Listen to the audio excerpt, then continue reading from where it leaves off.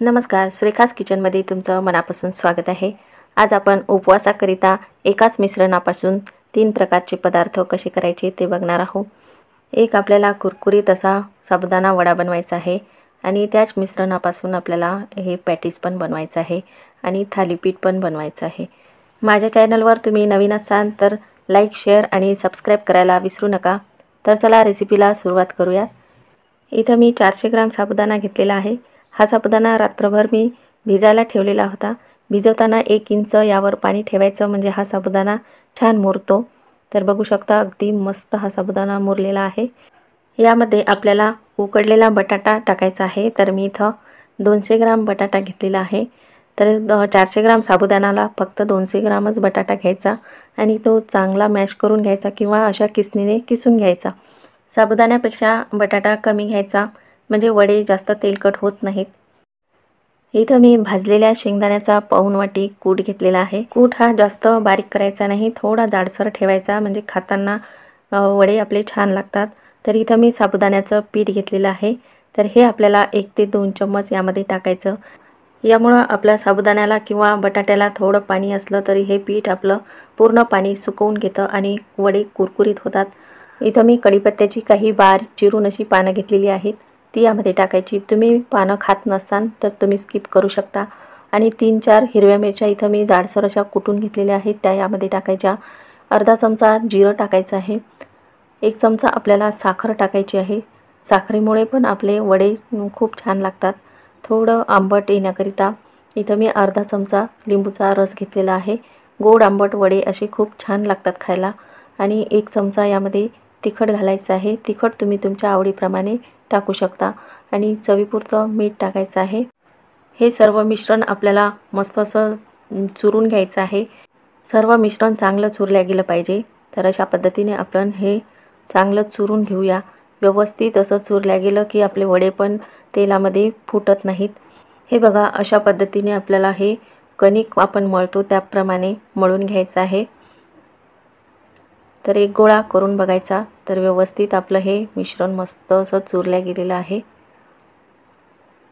आणखी थोडंसं चुरून घ्यायचं। तर बघा मस्त असा गोळा तयार झालेला आहे आणि जास्त पाणी पण सुटलं नाही याला। तर बघू शकता अगदी कोरडा आपला हा गोळा तयार झालेला आहे। पूर्णपणे हे मिश्रण आपलं मस्त तयार झालं आहे। याचे वडे करायला सुरुवात करूयात। तर इथं मी हाताला थोडं पाणी लावून घेतलेलं आहे। हाताला पाणी लावल्यावर हे बॅटर आपल्या हाताला चिटकत नाही। तर तुम्ही बघू शकता इथं मी एक पॉलिथिन घेतलेली आहे आणि त्यावर आपल्याला हा गोळा ठेवायचा आणि थोडं प्रेस करून घ्यायचं आहे। तुम्ही हे वडे अशा पद्धतीने पण करू शकता किंवा हातावर पण तुम्ही हे वडे असे दाबून घेऊ शकता। तर असे वडे करून ठेवायचे। तर हे बघा असं हातावर पण तुम्ही दाबून घेऊ शकता। तर असे हातावर पटकन होतात। तर अशा पद्धतीने आपल्याला सर्व वडे करून घ्यायचे आहेत। आणि दुसरं मी इथे पॅटीस बनवत आहे। तर याच मिश्रणाचं आपल्याला पॅटीस बनवायचं, थोडं लंबट आकारामध्ये करायचं। आणि इथं मी साबुदाण्याचं पीठ घेतलेलं आहे, त्या पिठामध्ये आपल्याला हे बुडवून घ्यायचं आहे आणि आणखी थोडंसं दाबून घ्यायचं। तर अशा पद्धतीने आपल्याला हे वडे किंवा पॅटीस बनवून घ्यायचे आहेत। आणि तुम्हाला तेलकट जमत नसेल किंवा तुम्ही तेलकट खात नसाल तर तुम्ही हे याचे थालीपीठ पण बनवून खाऊ शकता। तर एक पॉलिथिन घ्यायची, त्यावर एक गोळा घ्यायचा आणि तो थापून घ्यायचा आहे।